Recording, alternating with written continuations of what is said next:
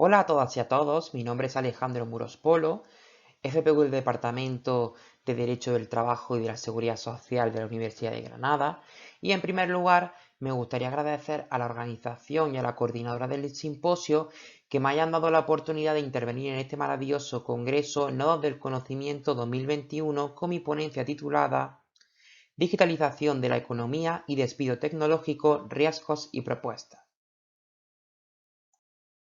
A título introductorio, debemos de indicar que los efectos que pueda tener la denominada cuarta revolución industrial sobre el empleo dividen a la ciencia, al no haber un consenso. Por un lado existen los tecnopesimistas que proponen el fin del trabajo y por otro lado abundan los tecnooptimistas que defienden un aumento exponencial del empleo a causa de la revolución digital. Ante esta difícil previsión, se genera una cierta situación de incertidumbre que, además, corre el riesgo de caer en el erróneo determinismo. Sin embargo, existen otras posturas intermedias y más coherentes que proponen una destrucción de empleo a corto plazo, pero un crecimiento a medio y largo que compense la caída del periodo anterior. Por ejemplo, el Foro Económico Mundial, en su informe de 2020, estima que para 2025 85 millones de trabajos pueden ser desplazados por la división del trabajo entre humanos y máquinas, aunque también prevé que 97 millones de nuevos roles puedan emerger. Sin embargo, este foro también advierte de que la tendencia de creación y destrucción de puestos de trabajo se está invirtiendo, ya que mientras la creación de trabajo se está ralentizando, la destrucción de puestos se acelera, llamando la atención sobre los efectos especialmente negativos que ello puede tener sobre los trabajadores con mayores desventajas. Especialmente preocupantes pueden ser los riesgos de la digitalización para el mercado laboral español, dada nuestra situación de paro estructural, así como los déficits de formación digital, sobre todo en la población madura. Teniendo en cuenta esto, la clave se sitúa en favorecer la recualificación y reconversión de los trabajadores afectados por la digitalización para que puedan transitar de un empleo o puesto de trabajo a otro que haya emergido o se mantenga con la cuarta revolución industrial. Y no resulta extraño afirmar que las empresas deben de desempeñar un papel esencial en la transformación digital de sus trabajadores, más allá de la responsabilidad que el Estado pueda tener. Ante estos desafíos que se plantean desde la nueva revolución industrial, cabe preguntarse cuál es el estado de la cuestión en la regulación del despido objetivo o colectivo por causas técnicas y organizativas, por ser estas las que más tienen relación con el denominado despido tecnológico, cuando la extinción del contrato de trabajo se debe a la introducción de nuevas tecnologías en la empresa y la sustitución del trabajador por el recurso a la automatización o a la robotización. De este modo, un estudio que analice de una perspectiva técnico-jurídica y jurídico-crítica la figura del despido tecnológico y sus principales garantías, sobre todo desde la perspectiva de la justificación causal, se presenta como necesario con el fin de valorar si la legislación española obedece o no, en este contexto de digitalización, a los planteamientos de la reestructuración responsable y el trabajo decente. Una vez dicho lo anterior, procede a elaborar un breve desarrollo histórico normativo acerca de la regulación del despido por causas técnicas y organizativas para valorar la actual regulación. Así, si partimos del Estatuto de los Trabajadores de 1995, se entendía que la medida empresarial destinada al despido tecnológico quedaba justificada si contribuía a garantizar la viabilidad futura de la empresa y del empleo en la misma a través de una más adecuada organización de los recursos.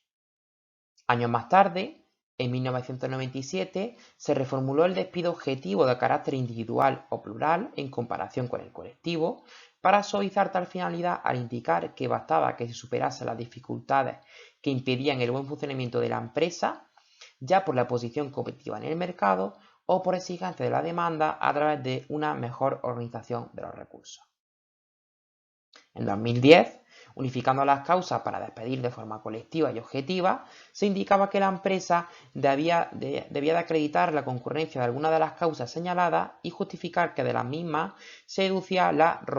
razonabilidad de la misma decisión extintiva para contribuir a prevenir una evolución negativa de la empresa o a mejorar la situación de la misma a través de una más adecuada organización de los recursos que favoreciera su posición competitiva en el mercado o una mejor respuesta a las exigencias de la demanda.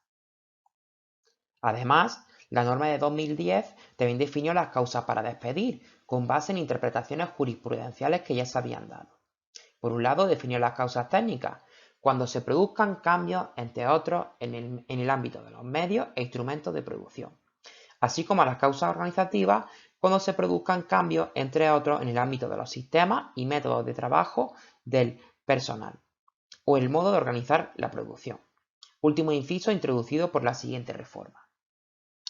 En esta línea de flexibilización del despido llegamos a la reforma laboral de 2012 y a la actual regulación del despido tecnológico. Reforma que ha mantenido la anterior definición ejemplificativa, así como ha eliminado el elemento teleológico o de finalidad que había sido tradicionalmente utilizado en la legislación laboral española. Según la exposición de motivos de la Ley 3/2012, ahora queda claro que el control judicial de estos despidos debe ceñirse a una valoración sobre la concurrencia de unos hechos, las causas. Lo cual no quiere decir que cualquier existencia de causa ya justifique de por sí el recurso al despido, traduciéndose en una serie de patentes de corso para despedir. Y así lo entendió el Tribunal Supremo tras numerosos debates doctrinales y judiciales al entender que es necesario un control de adecuación o de razonabilidad entre la causa acreditada y la modificación acordada, a pesar de que el legislador reformador de 2012 haya eliminado el elemento finalista o de la razonabilidad del tenor literal. En este sentido, debe rechazarse aquella decisión extintiva empresarial que adolezca de patente de desproporción entre la modificación técnica adoptada en la empresa y el número de despidos. Aunque eso sí,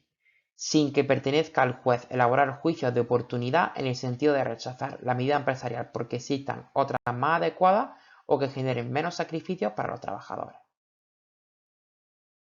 Llegado a este punto, procede a analizar cuál es el papel del juez en el control de la causa tecnológica, ya sabemos técnica u organizativa, para despedir, valorando por tanto la calificación judicial del despido como procedente o improcedente. Se plantean por tanto una serie de aspectos a tener en cuenta. En primer lugar, el cambio tecnológico, ya sea la introducción de un programa informático o una nueva maquinaria, debe de ser real y actual, y por tanto no basarse en una mera proyección de futuro. Asimismo, el cambio tecnológico introducido debe tener efecto directo en las funciones y tareas del trabajador. Es decir,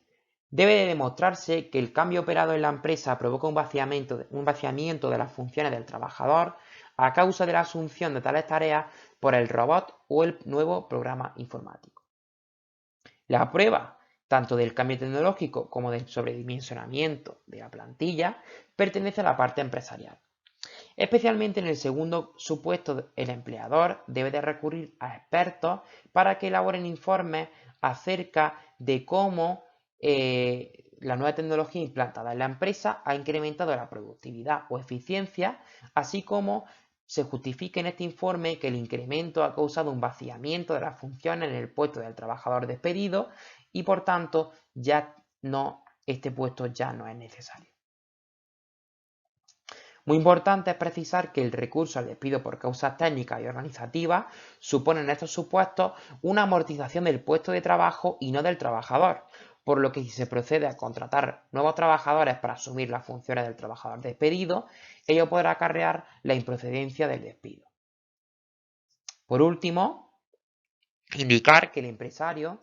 no tiene la obligación de recolocar al trabajador afectado por la automatización o robotización en otros puestos de la empresa.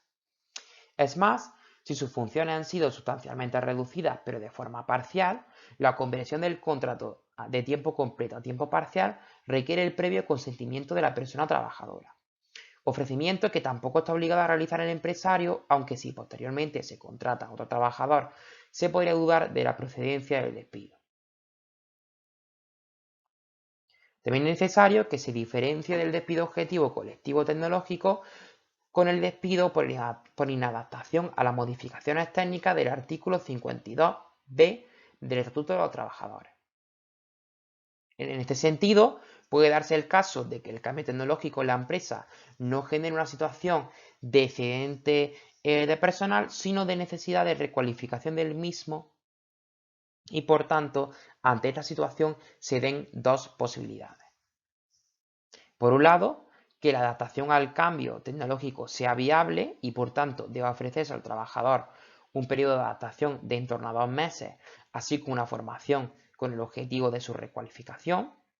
Y de lo contrario, de no proceder a esta adaptación, pues el trabajador ya podrá ser despedido con el recurso al artículo 52b. Por otro lado, si es inviable la readaptación, emerge la otra posibilidad, que es la del despido tecnológico de carácter objetivo o colectivo, siempre que se respeten las garantías ya comentadas. Sin embargo, una vez que ya se ha comprobado que las funciones del trabajador han quedado sustituidas por un robot o por un programa informático, debemos de reflexionar acerca de si ello es posible cuando la única finalidad es el ahorro de costes o la maximización de beneficio empresarial.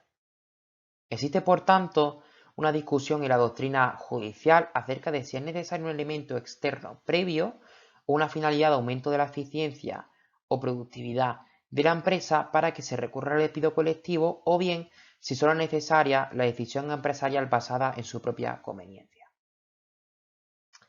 Y a favor de la primera posibilidad, hemos citado una sentencia del Tribunal Superior de Justicia de Galicia, por un lado, en un caso de digitalización del sistema de proyección analógico de películas en cine, y por otro lado una sentencia del Tribunal Superior de Justicia de la Comunidad Valenciana en el caso de la renovación de maquinaria en una fábrica de azulejos. A favor de la segunda posibilidad, es decir, aquella que defiende que una vez que se ha aprobado el vaciamiento de funciones del trabajador despedido, también es necesario que se acredite que la decisión de despedir estuvo fundamentada en un elemento externo, como puede ser la obsolescencia del sistema productivo, el avance tecnológico significativo en el sector, la existencia de un desajuste entre la fuerza laboral y la oferta, o también incluso finalidades de aumento de la productividad empresarial, aumento de lo que sería la eficiencia, sin que sea la decisión de aumentar el beneficio o de ahorrar en costes la única que fundamente la decisión de despedir. En este sentido, hemos citado dos sentencias, una es la del Tribunal Superior de Justicia de La Rioja, de 26 de septiembre de 2016, en un caso de centralización de las tareas administrativas por un programa informático, así como la polémica y notoria sentencia del juzgado social número 10 de Las Palmas de Gran Canaria de 2019, en la que se declaró improcedente el despido por sustitución de una administrativa como causa de la automatización del proceso de trabajo.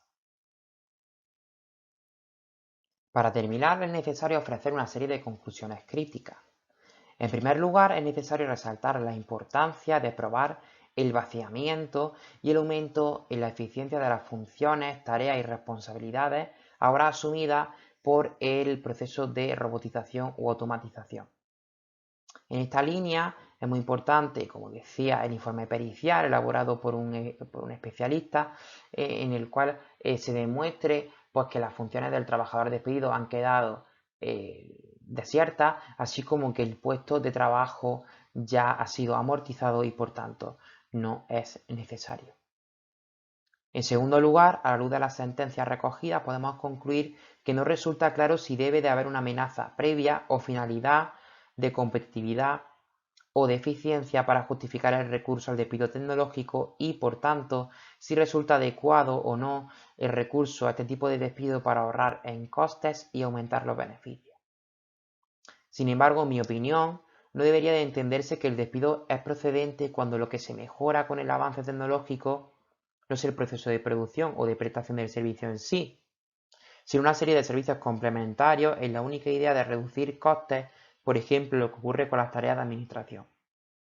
Con ello no se consigue la mejora del producto o del servicio y ni siquiera el aumento de la competitividad empresarial o el mejor posicionamiento en el mercado, sino una mera reducción de costes y un aumento de beneficios. Por último, más allá de frenar